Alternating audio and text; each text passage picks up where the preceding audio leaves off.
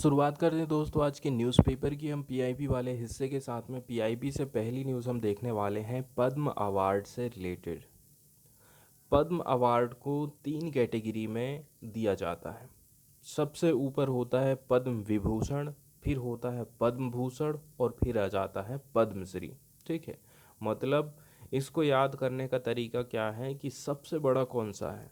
ठीक है, जैसे कि ये जो पद्म विभूषण वर्ड है, ठीक है, ये 4 वर्णों से मिलकर के बना है।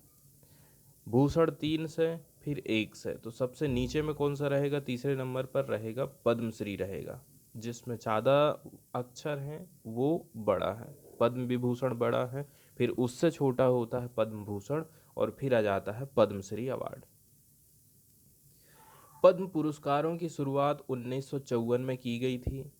78, 79, 93 से लेकर के 97 तक कुछ टाइम पीरियड को यदि छोड़ दें, कंटिन्यू इनकी घोषणा 26 जनवरी के मौके पर की जाती है। इनको हम 3 कैटेगरी में प्रोवाइड करते हैं: पद्म विभूषण, पद्म भूषण, पद्मश्री। असाधारण एवं विशिष्ट सेवा के लिए पद्म विभूषण देते हैं, उच्च कोटि की विशिष्ट सेवा के लिए पद्म भूषण देते हैं और विशिष्ट सेवा के लिए दिया जाता है पद्मश्री। असाधारण एवं विशिष्ट सेवा पद्म विभूषण, उच्च कोटि की विशिष्ट सेवा के लिए पद्म भूषण है और विशिष्ट सेवा के लिए है पद्मश्री।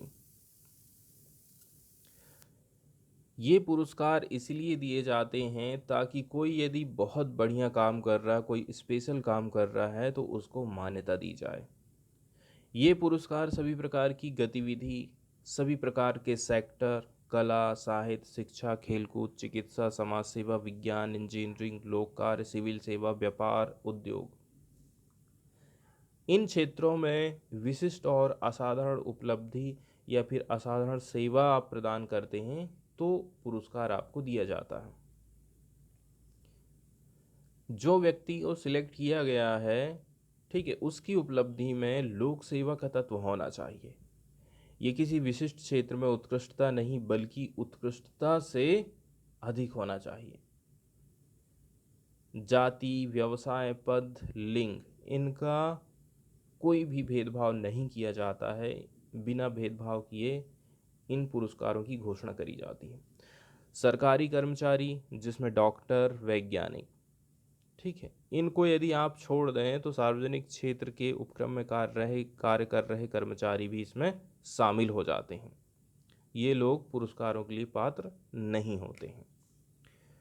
और नॉर्मली देखा जाए तो मृत्यु के बाद ये पुरस्कार नहीं दिए जाते हैं, फिर भी अत्यधिक पात्र मामलों में सरकार मृत्यु के बाद पुरस्कार देने के लिए विचार कर सकती है। और यदि जैसे कि कोई व्यक्ति है, उसका निधन अभी हाल ही में हुआ है, मतलब उस वर्ष के गणतंत्र दिवस से 1 साल पूर्व की अवधि के भीतर हुआ हो, जिस पर उक्त पुरस्कार को घोषित किया जाना प्रस्तावित है। तो जो उच्चतर श्रेणी का पद्म पुरस्कार होता है, किसी ऐसे व्यक्ति को ही दिया जा सकता है जिसके मामले में पूर्व पद्म पुरस्कार प्रदान किए जाने के समय कम से कम 5 वर्ष की अवधि बीत गई हो। ठीक है, तो यहाँ गैप के बारे में बताया जा रहा है, जैसे कि आपने ये 1, 2, 3 कैटेगरी के आपको पुरस्कार दिए जाने हैं। आपको सबसे नीचे वाला मिल गया है। अब अगली बार कोई अच्छा काम आपने और करे तो आपको इससे बड़ा वाला मिलेगा। ठीक है, ऊपर वाला पुरस्कार मिलेगा। तो ये जो गैप है वो 5 साल का होना चाहिए।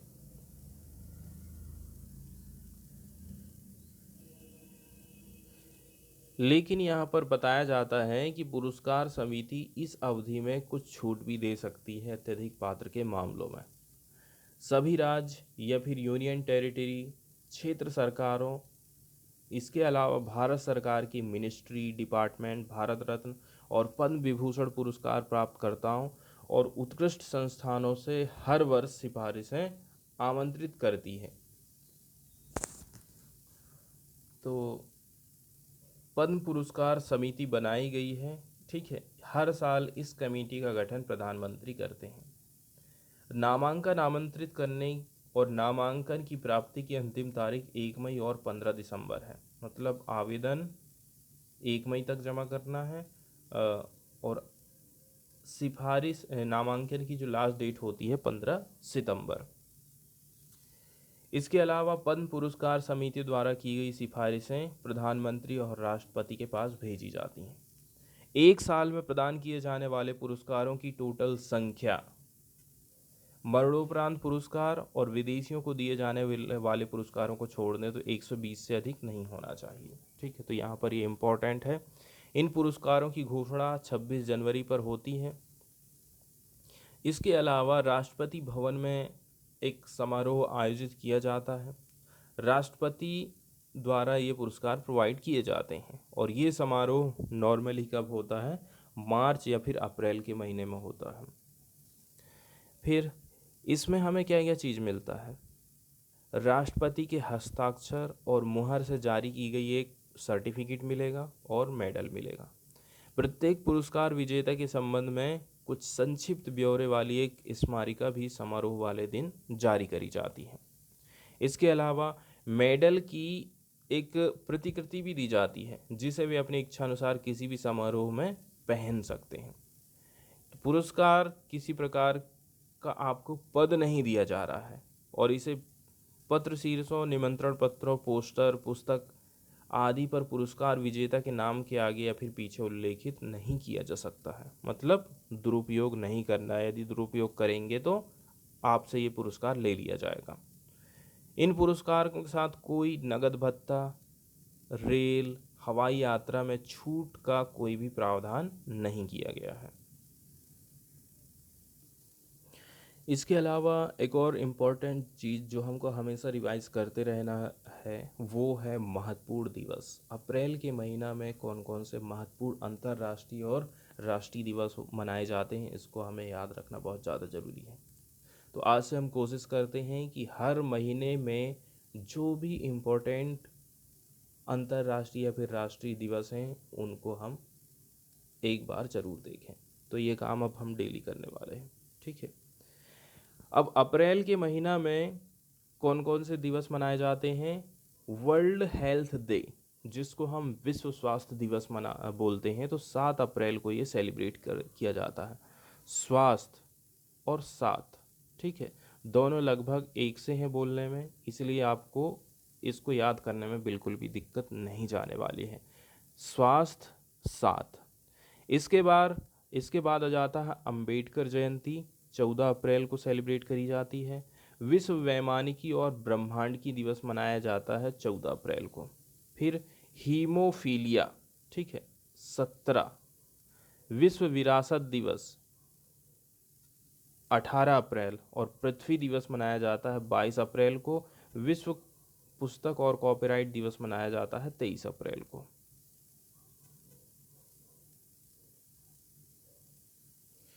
ठीक है, तो एक बार अपन फिर से देख लेते हैं।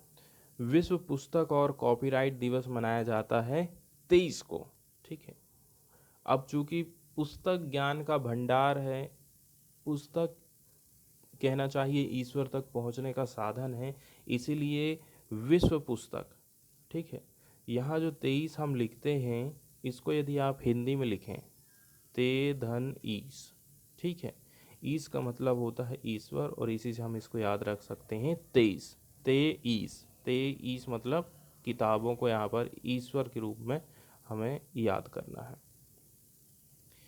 इसके बाद वहीं यदि हम बात कर लें 22, ठीक है, 22 तारीख, जैसे 22 अप्रैल को हम विश्व पृथ्वी दिवस सेलिब्रेट करते हैं। तो जैसे कि जो पृथ्वी होती है, पृथ्वी को माँ के रूप में माना जाता है। ठीक है, पृथ्वी को माँ के रूप में माना जाता है और इसको हम गांव की तरफ में बाई भी बोलते हैं। ठीक है, तो इसी से हो जाता है 22। अब है विश्व विरासत दिवस, 18 अप्रैल को ये सेलिब्रेट किया जाता है। विश्व हीमोफीलिया दिवस 17 तारीख को मनाया जाता है।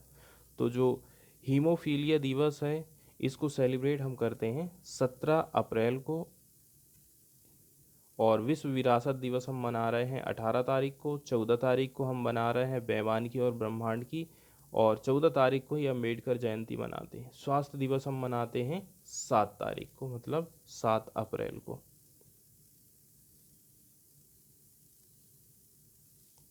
इसके बाद वाली न्यूज़ हम देखने वाले हैं, मेक इन इंडिया प्रोग्राम के तहत भारत सरकार किस प्रकार से हमारे देश में ही चीज़ों का निर्माण कर रही है और निर्माण करने के बाद उन चीज़ों को बाहर एक्सपोर्ट कर रही है। इसमें काफ़ी प्रगति यहाँ पर हमको देखने को मिल रही है और प्राइम मिनिस्टर ने भी जोर दिया है कि मेक इन इंडिया प्रोग्राम किस प्रकार से प्रगति कर रहा है। प्राइम मिनिस्टर नरेंद्र मोदी ने एक्सप्रेस किया है हैप्पीनेस ओवर स्ट्राइड्स। स्ट्राइड्स का मतलब होता है प्रगति, made by make in India अभियान। मेक इन इंडिया अभियान काफ़ी प्रगति पर है और इसी बात पर जोर दिया जा रहा है प्रधानमंत्री के द्वारा। Prime minister was replying to external affair minister. ठीक है, प्राइम मिनिस्टर रिप्लाई दे रहे थे हमारे एस जयशंकर विदेश मंत्री साहब के ट्वीट को। ठीक है, कि किस प्रकार से ये मेक इन इंडिया ट्रेन में मापुतो से लेकर के मछुआ में मेक इन इंडिया ट्रेन में बैठे थे और इनके साथ में थे मोजाम्बिसियन ट्रांसपोर्ट मिनिस्टर मतेस मगाला। तो मेक इन इंडिया प्रोग्राम के अंतर्गत जो महत्वपूर्ण कदम यहाँ पर उठाया गया है कि हम जो है न केवल भारत में ही ट्रेनें बना रहे हैं बल्कि हमारे देश से हम बाहर भी एक्सपोर्ट कर रहे हैं, जैसे कि आप यहाँ पर देख सकते हैं। ठीक है, एस जयशंकर साहब का जो ट्विटर हैंडल से ये वीडियो शेयर किया गया है।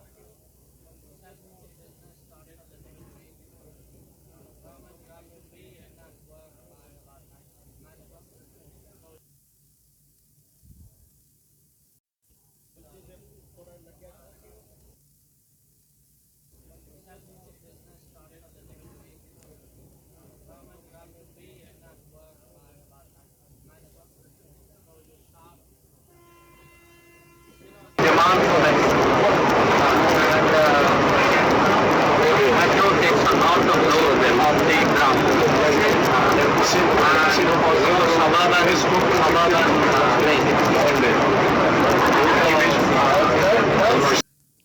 इसके बाद हम सीधा एडिटोरियल की तरफ चलते हैं और देख लेते हैं प्रमुख एडिटोरियल को। तो जो पहला एडिटोरियल हम देखने वाले हैं वो पार्टिकुलरली इस्लामोफोबिया से रिलेटेड है। इस्लामोफोबिया का मतलब होता है कि किस प्रकार से जो मुस्लिम कम्युनिटी है उसके प्रति घृणा पैदा करी जाती है कि मुस्लिम ऐसे होते हैं, मुस्लिम के वैसे होते हैं, मुस्लिम आतंकवादी हैं, या फिर कई सारे जो आरोप हैं उनके ऊपर लगाए जाते हैं। इसके लिए यूनाइटेड नेशंस लेकिन काम कर रहा है। वो चाहते हैं कि जो मुस्लिम लोग हैं उनके प्रति जो इस्लामोफोबिया की फीलिंग्स है लोगों में ना रहे, कैसे करके हम उसको कम कर सकते हैं। इस एडिटोरियल का जो टाइटल रखा गया है वो है कि आपका जो पास्ट है, जैसे कि भारत में हम देख रहे हैं बहुत सारी चीज़ें घटित हो रही हैं, जैसे कि किसी मुस्लिम शासक के नाम पर जो सड़कें हैं उनका नाम आप चेंज कर रहे हैं। कोई शहर यदि मुस्लिम शासक के नाम पर बसा है उसका नाम आप हिंदू शासक के नाम पर, रूलर के नाम पर रख दे रहे हैं। इसके अलावा हमने ये भी देखा है जो एनसीईआरटी की बुक है, एनसीईआरटी की बुक से आप जो मुग़ल साम्राज्य वाला पूरा का पूरा चैप्टर है उसको आप हटा दे रहे हैं। ठीक है, लेकिन ये सब करने से पुनर्नामकरण आप कर रहे हैं, इससे आप पास्ट को नहीं बदल सकते हैं, ऐसा राइटर का कहना है।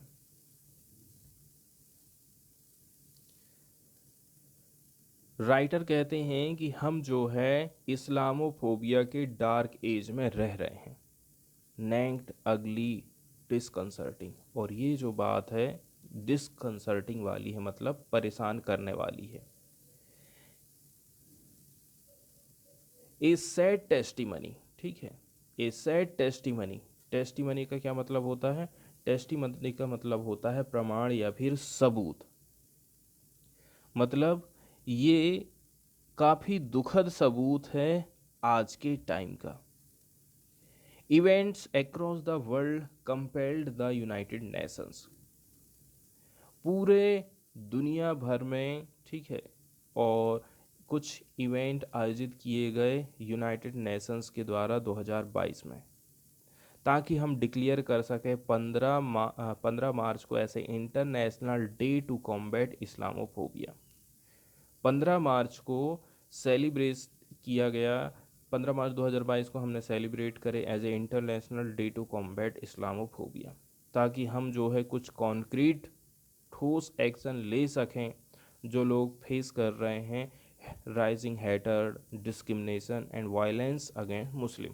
तो मुस्लिमों के खिलाफ जो घृणा फैलाई जा रही है, हेट फैलाई जा रही है, उनका डिस्क्रिमिनेशन हो रहा है, वायलेंस हो रहा है, इस चीज़ को रोकने के लिए, लोगों को जागरूक करने के लिए ये दिवस मनाया जाता है। यूएन के जो सेक्रेटरी जनरल एंटोनियो गुटरेस हैं, उन्होंने क्या कहा था, ये जो मूव है कुल मिलाकर के हमें कुछ ऐसे एक्शन लेना है जिससे जो एंटी मुस्लिम हेटर्ड हो रहा है दुनिया भर में, इसको हम स्टैम्प आउट कर सकें, रोक सकें। लेकिन इंडिया ने आर्ग्यूएबली, ठीक है, आर्ग्यूएबली मतलब होता है यकीनन, इंडिया यकीनन तौर से सेकंड लार्जेस्ट मुस्लिम पॉपुलेशन वाला देश माना जाता है, उसने विरोध किया था इस कदम का।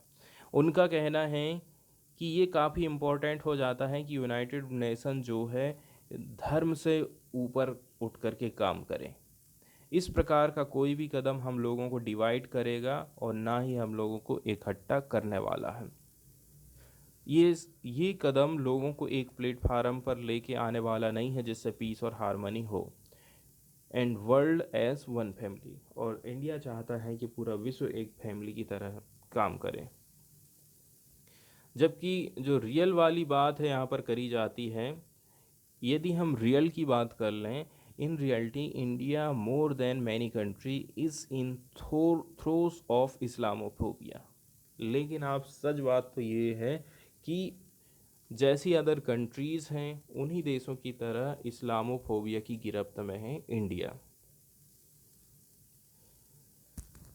तो हम देखते हैं कि बहुत सारी लिंचिंग की घटनाएं घटित होती हैं, जैसे कि कोई मुसलमान गाय को एक जगह से दूसरी जगह लेकर के जा रहा है, ठीक है, गायों का ट्रांसपोर्टेशन कर रहा है, तो कई जगह ड्राइवर को पकड़कर भीड़ के द्वारा हत्या कर दी जाती है।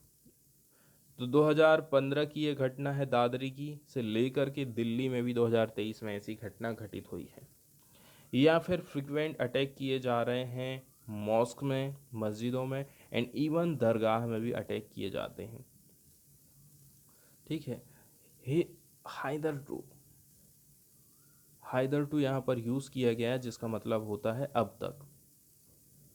Considered the common place of worship for people across religious और even hijab politics where pro and anti hijab group are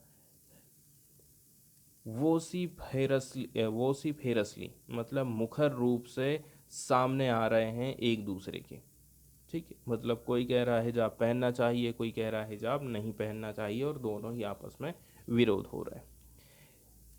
it manifest itself from most clearly in this urgent almost this separate bid to rename places built by सल्तनत and Mughal rulers. इसके अलावा तीसरा जो हम कदम देख रहे हैं वो ये है कि मुग़ल काल के दौरान जो प्लेसेस बनाए गए थे, जो सड़कें बनाई गई थी, उनका रीनेम किया जा रहा है।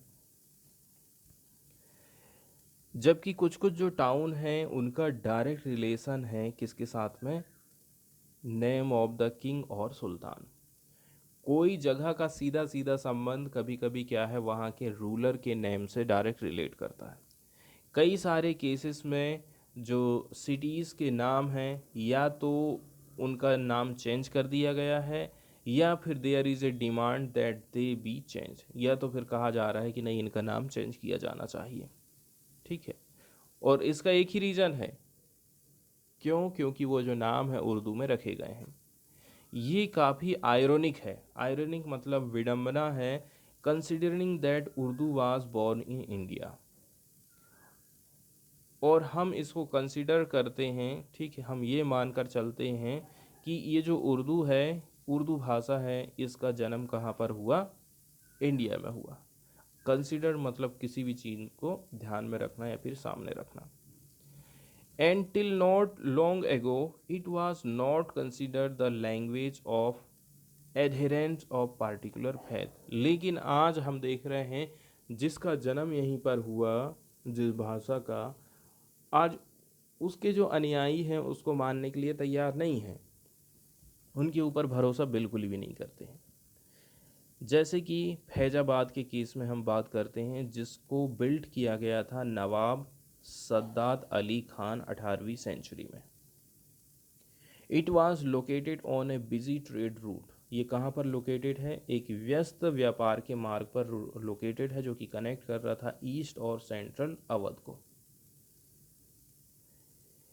Hair business flourished and people made a lot of profit. यहाँ पर क्या है, लोग बिजनेस करते थे, बिजनेस काफ़ी फ्लोरिश्ड हुआ, फला फूला, और पीपुल जो है ए लॉट ऑफ प्रॉफिट यहाँ पर कमा रहे हैं। हैंस द वर्ड फैज और सक्सेसफुल और विक्टरस, इसलिए यहाँ पर वर्ड जो इस्तेमाल किया गया है फैज या फिर सक्सेसफुल या फिर विक्टोरियस। इसके बाद अलीगढ़ को हरिगाह के रूप में नेम चेंज करने की बात करी जाती है। ठीक है, अलीगढ़ का जो नाम है, ठीक है, वो मराठास के बाद चेंज किया गया है। And not the Mughals took over fort here. यहाँ पर एक फोर्ट का निर्माण किया गया जिसका नाम है Sabitgarh and Mohammadgarh at various times. इसके बाद में उनके जो गवर्नर हैं नजफ अली खान, उन्होंने इसका नाम चेंज कर दिया गया। It had even been called Kol. अब इसका नाम क्या हो गया? कोल हो गया। इसको कभी भी आइडेंटिफाई नहीं किया गया है ऐसे हरिगढ़ के रूप में। ए डिमांड इंक्रीजिंग बीइंग मेड, जो कि आज के टाइम में डिमांड हो रही है। सैकड़ों साल पहले हमारे पास हम देखते हैं कि there was no issue with Allahabad और औरंगाबाद। इतने सालों तक न तो औरंगाबाद से किसी को प्रॉब्लम थी, ना ही इलाहाबाद से, या फिर अलीगढ़ और उस्मानाबाद और even Mughal Sarai. The common citizen still does not have problem. मैं यदि नॉर्मल इंसान हूँ तो मुझे इससे कोई दिक्कत भी नहीं है। इलाहाबाद, जिसका नाम आपने चेंज करके क्या रख दिए? प्रयागराज। उत्तर प्रदेश के चीफ मिनिस्टर योगी आदित्यनाथ ने कुछ साल पहले। People still refer to their city as Allahabad, और इसके बाद भी लोग आज भी उसको इलाहाबाद भी बोलते हैं। Except that powers that be see everything through tinted glasses. इसके बाद हम मुग़ल सराय और औरंगाबाद की बात कर लेते हैं। 2018 में मुग़ल सराय काफ़ी फोकस में रहा था। It was renamed not after the former Prime Minister Lal Bahadur Shastri, who was born there, but after the राष्ट्रीय स्वयंसेवक संघ आइडियोलॉग मतलब होता है विचारक, Deendayal Upadhyay, who died there under mysterious circumstances in 1967। हम देखते हैं कि 2018 में मुग़ल सराय का नाम मुग़ल सराय काफ़ी फोकस में रहा था। ठीक है, इसका नाम चेंज किया गया। ठीक है, not after former prime minister Lal Bahadur Shastri, जिनका जन्म यहाँ पर हुआ था, लेकिन राष्ट्रीय स्वयंसेवक संघ की जो दीनदयाल उपाध्याय हैं, ठीक है, प्रचारक रहे हैं, आइडियोलॉग मतलब विचारक, जिनकी डेथ यहाँ पर हुई थी कुछ मिस्ट्रीज सर्कमस्टांसेस, मतलब कि लोगों को कुछ पता ही नहीं चला कि कैसे करके इनकी डेथ हो गई है। फिर ये जो रेलवे स्टेशन है इसको पेंट लगा दिया था सेफ्रॉन सैड कलर से, मतलब कि आप हिंदू का रंग इसको दे रहे हैं। इसका मतलब ये बिल्कुल क्लियर हो गया है कि the government was using the past to settle scores with the present. Present से आप पास्ट से आप प्रेजेंट में स्कोर खड़ा करना चाह रहे हैं। Much like what had happen in Allahabad, ठीक वैसे ही जैसे इलाहाबाद में घटित होता है। तो गवर्नमेंट ये भूल गई थी कि ये जो सिटी है Mughal emperor Akbar had founded वास, क्या नाम है, इलावास और इलाबास और एबोर्ड ऑफ गॉड, ठीक है, गॉड का जो घर है, गॉड का जो निवास है उसको बोलते हैं Allahabad. And located adjacent to the Prayag, और ये प्रयागराज से जस्ट जुड़ा हुआ है। तो जो वर्ड है अला बन गया Allah later during the British name, बाद में ब्रिटिश नेम जब आए थे तो ब्रिटिश नेम इसको अला की जगह में अल्लाह बोलने लगे। नाइसिटीज, ठीक है, lost on those driven by बिगोटोरी।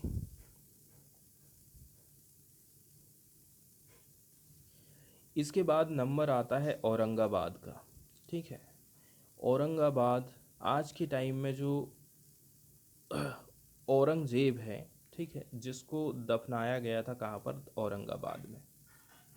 इसको भी जो हिंदुत्व के प्रैक्टिशनर हैं इसको कलर लगा करके देखते हैं, रंग पोत करके देखते हैं, और लोग इसका क्रिटिसिज्म भी करते हैं इस जस्टिफिकेशन को।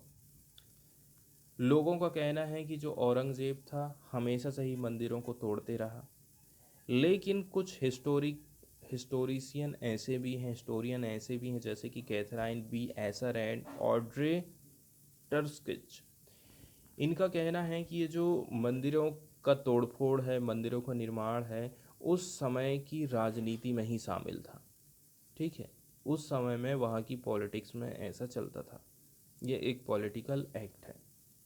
लोग अपने आप को ज़्यादा से ज़्यादा ऊंचा दिखाने के लिए, भगवान के बराबर में दिखाने के लिए बड़े बड़े मंदिरों का निर्माण करते थे, ठीक है, लोगों में अपनी प्रतिष्ठा बैठाने के लिए। और उसी प्रतिष्ठा को ख़त्म करने के लिए वो लोग क्या काम करते थे, उस मंदिर को तोड़ते थे। तो ये एक पॉलिटिकल एक्ट था। इसके अलावा कई सारे ओकेज़न ऐसे भी रहे हैं जिस समय में हम देखते हैं एम्पियर ने कुछ फरमान ग्रांट किए हैं सेफ्टी को लेकर के एंड वेल बीइंग को लेकर के of Brahmins, even granting them land. इसके साथ साथ हम ऐसे देखते हैं कि जो शासक लोग हैं ब्राह्मणों को भूमि दान भी कर रहे हैं। A government that is tearing hurry to erase any Muslim association with the city, ठीक है, सिटी में किसी प्रकार का कोई एसोसिएशन ही ना हो सके। promptly named it after Sambhaji, the eldest son of Shivaji, who was at one time a Mughal mansabdar. Sambhaji की बात करी जाती है, ठीक है, जो कि शिवाजी के सबसे बड़े सन हैं और मुगल के मनसबदार हुआ करते थे। इसके बाद ठीक ये इन्वॉल्व हो गए थे, ठीक है, कुछ मराठा के फैलों के साथ में जैसे कि राजा राम, ताकि असेंड कर सकें। किसको असेंड करना, मतलब चढ़ाई करना। Throne following Shivaji's death in 1680 में डेथ के बाद में फिर क्या है, कैसे शिवाजी की डेथ किसने करी, उसके पीछे अब चढ़ाई चालू हो गई। फिर बाद में संभाजी को कैप्चर कर लिया गया मुगलों के द्वारा और उनको फांसी दे दी गई 1689 में ऑन औरंगजेब्स ऑर्डर, औरंगजेब के ऑर्डर से। फिर औरंगाबाद का नेम चेंज किया गया, क्या नाम रखा गया, Chhatrapati Sambhaji Nagar. Is a peculiar instances where the name of the victor has been replaced with that of the loser. तो यहाँ पर हम ये एग्जाम्पल देख रहे हैं कि जो हारने वाला व्यक्ति है उसके नाम पर उस जगह का नाम चेंज किया जा रहा है, जीतने वाले का नाम नहीं रखा जा रहा है।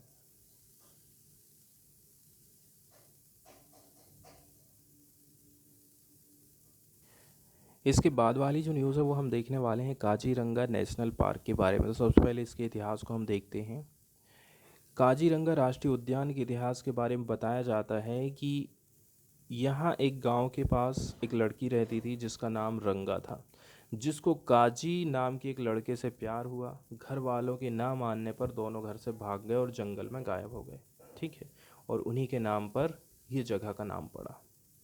एक और कहानी है कि 16वीं शताब्दी के दौरान एक संत विद्वान श्रीमंत शंकर देव ने एक निसंतान दंपत्ति काजी और रंगाई को आशीर्वाद दिया, ठीक है, और कहा कि यहाँ आप एक तालाब बनाइए जिससे कि उनका नाम हमेशा जाना जाएगा।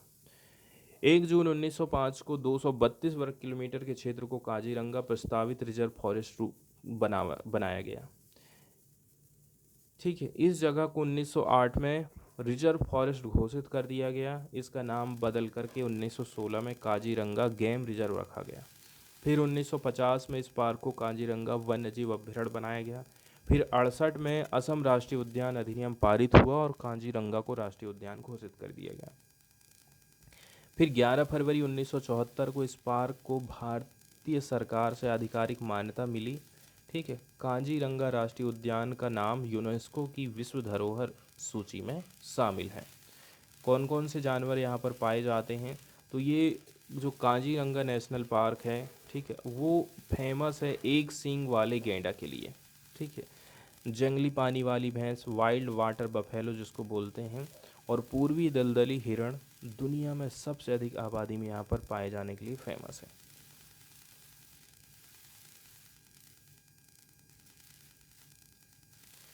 अब वनस्पति की भी हम बात कर लेते हैं, क्योंकि कभी कभी क्लाइमेट से रिलेटेड चीज़ें भी पूछ ली जाती हैं। तो जो राष्ट्रीय उद्यान है ब्रह्मपुत्र नदी की बाढ़ वाला जो एरिया है उससे घिरा हुआ है। ठीक है, तो इससे यहाँ पर पौधे, जानवर और पक्षियों को काफ़ी मदद मिलती है।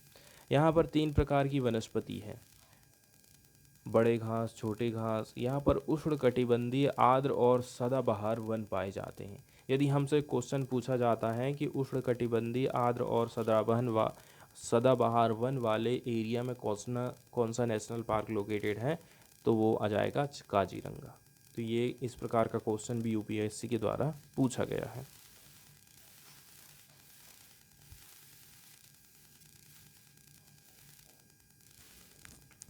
इसके बाद वाली जो न्यूज़ हम देखने वाले हैं वो बेली ब्रिजेस से रिलेटेड है। ठीक है, इस प्रकार का जो पुल है इसको बेली ब्रिज बोलते हैं। इसी प्रकार का पुल का निर्माण आर्मी के द्वारा काजीरंगा नेशनल पार्क में किया जा रहा है। इसी से रिलेटेड ये न्यूज़ आई है। आर्मी निर्माण कर सकती है एक बेली ब्रिजेस का काजीरंगा नेशनल पार्क में, ताकि वो प्रोटेक्ट कर सके राइनोस के डोमेन को।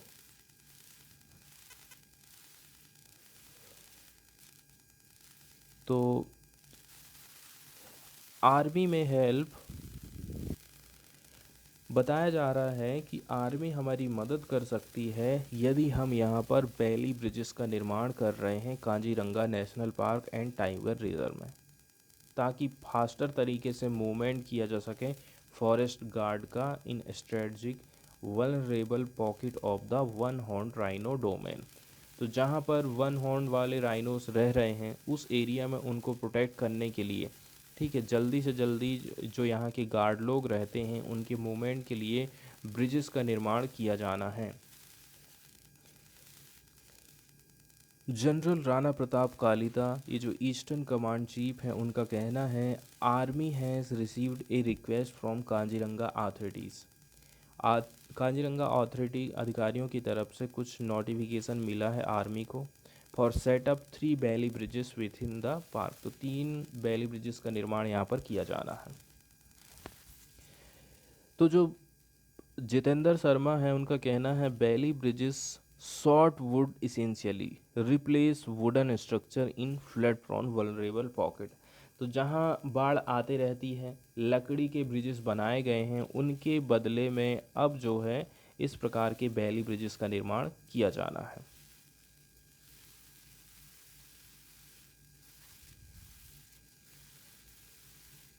इसका जो टोटल एरिया है जो वल्नरेबल एरिया है फ्लड प्रोन वाला, वो है 889.51 स्क्वायर किलोमीटर का park. Also a UN world heritage site, हम जानते हैं कि काजीरंगा को विश्व विरासत धरोहर के रूप में भी शामिल किया गया है। The proposal was submitted when eastern command chief visited Kaziranga a few days एगो। तो ये जो ब्रिजेस हैं ये कहाँ होंगे? मेही, ये कोहोरा में पड़ता है, और कतपर घाट ये भोगरी में पड़ेगा, और रोगा मोतिया बनाया जाएगा तोली सेक्टर ऑफ द पार्क में। तो जितने भी ब्रिज हैं वो लगभग 4 मीटर के चौड़े रहेंगे और 30 से लेकर के 100 मीटर इनकी लंबाई रहेगी। और इस प्रकार से देखा जाए तो ये परमानेंट सॉल्यूशन रहेगा। 2 बोट पेट्रोलिंग करती हैं कहाँ पर, ब्रह्मपुत्र रिवर में। इसके अलावा हम जो है ब्रिजेस को परमानेंट कर रहे हैं। Navigate stream within the Kaziranga, we sought the Bailey bridges as a permanent solution to communication problem specifically during the flood. Flood आने पर कैसे करके हम एक जगह से दूसरी जगह जाएंगे।